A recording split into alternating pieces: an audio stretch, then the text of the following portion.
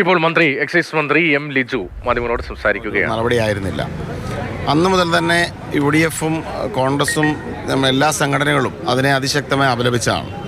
അതുമായി ബന്ധപ്പെട്ട പോലീസ് ഉദ്യോഗസ്ഥന്മാർക്ക് നേരെ ശക്തമായ നടപടിയാണ് സർക്കാർ സ്വീകരിച്ചത്. നിലവിൽ ആരൊക്കെ അതിനെക്കുറിച്ച് ഉൾപ്പെട്ടിട്ടുണ്ടെന്നുള്ള അന്വേഷണവും നടക്കുന്നുണ്ട്.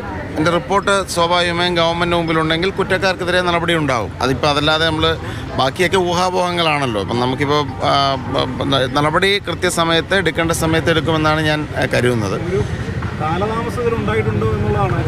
അല്ല, ഞാൻ പറഞ്ഞല്ലോ, അത് നമുക്ക് ഈ ഇത്തരത്തിൽ റിപ്പോർട്ടുണ്ട് എന്ന് പറയുന്നതല്ലാതെ കൃത്യമായി ആ ഒരു ധാരണയില്ലല്ലോ. റിപ്പോർട്ടിൻ്റെ കണ്ടൻറ് എന്താണെന്ന് എനിക്കറിയില്ല. അപ്പോൾ സ്വാഭാവികമായും അത്തരമൊരു അറിയാൻ വയ്യാത്തൊരു കാര്യത്തെക്കുറിച്ച് പരാമർശിക്കുന്നത് ശരിയല്ല.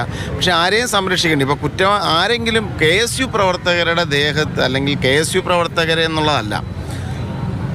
KSU പ്രവർത്തകരെയാകുമ്പോൾ ഞങ്ങൾ കൂടുതൽ അല്ലെങ്കിൽ അതിലൂടെ വന്ന ആളുകളെന്ന നിലയിൽ KSU യൂത്ത് കോൺഗ്രസ് പ്രവർത്തകരെ സംരക്ഷിക്കേണ്ട ഉത്തരവാദിത്വം തീർച്ചയായിട്ടും ഈ ഗവൺമെൻറ് ഉണ്ട്.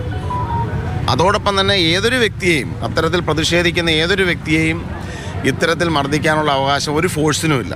വന്നവിടെ തോമസിനെയും അജയ് ജുവൽ കുര്യാക്കോസിനെയും മറ്റ് കുട്ടികളെയുമൊക്കെ ആക്രമിച്ചത് മൃഗീയമായ രീതിയിലാണ്. അതിനകത്ത് എല്ലാ പരിധികളും ലംഘിച്ചു. നമുക്കൊരു സമരത്തിൽ പങ്കെടുക്കുന്ന ചെറുപ്പക്കാരെ പ്രതിരോധിക്കുന്നതിന് പോലീസിന് ഉപയോഗിക്കാവുന്ന ഒരു ഫോഴ്സിൻ്റെ ഒരു പരിധിയുണ്ട്. ഇവിടെ ഇതെല്ലാ പരിധിയും ലംഘിച്ചുകൊണ്ടാണ് അവരുടെ തലയടിച്ച് തകർത്തത്.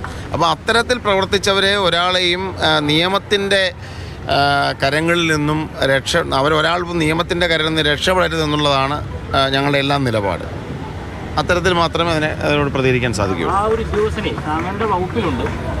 ബെഫോയിലെ MD ആണ്. അദ്ദേഹം തന്നെയായിരുന്നു കേരളത്തിലെ ഏറ്റവും കൂടുതൽ സർക്കാരിന് വരുമാനം ഉണ്ടാക്കുന്ന ജവാൻ എന്ന് പറയുന്ന മദ്യത്തിൻ്റെ ഉത്പാദനത്തിൽ ചില തടസ്സമുണ്ടാക്കിയത്. അന്ന് താങ്കൾ തുറന്നു പറഞ്ഞു അന്ന് പ്രശ്നങ്ങളുണ്ടായിരുന്നു. അതിൽ എന്തെങ്കിലും അന്വേഷണ നടപടി ആയോ?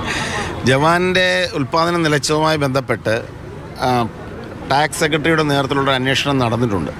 അവരവിടെ ഇൻസ്പെക്ഷൻ ഉൾപ്പെടെയുള്ള കാര്യങ്ങൾ നടത്തി. ഒരു ഇൻസ്പെക്ഷൻ ടീമാണ് അന്വേഷണം നടത്തിയത്. അതിൻ്റെ റിപ്പോർട്ട് എൻ്റെ മുമ്പിൽ എത്തിയിട്ടില്ല. മന്ത്രി എം ലിജുവിൻ്റെ പ്രതികരണമാണ്.